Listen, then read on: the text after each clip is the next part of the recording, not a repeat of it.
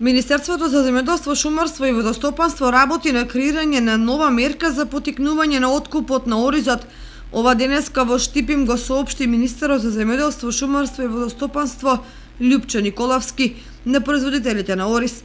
Николовски посочи дека се работи за дополнителна субвенција, а деталите околу висината и критериумите ќе се прецизираат на почетокот на следната недела заедно со земјоделците.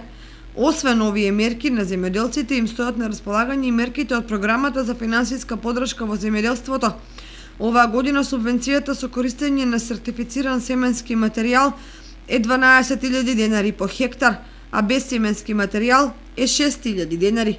За 20% е зголемена субвенцијата за растително производство, вклучително и за оризот за земјоделците со развоен капацитет. Конкретно, за оние кои имаат површина од 5 до 50 хектари, субвенцијата изнесува 14.400 денари по хектар за користен сертифициран семенски материјал и 7.200 денари за безсеменски материјал.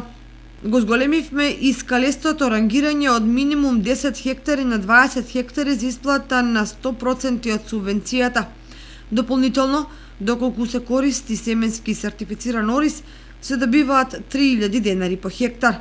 Во првата година од мандатот за 300% беа зголемени субвенциите на оризот. Дополнително, како што посочи Николовски, олеснителна околност на компаниите откупувачи и извозници на ориз е што веќе со Србија е потпишан договор кој функционира за признавање на македонскиот сертификат за ГМО, а радиоактивност се испитува на самиот граничен премин.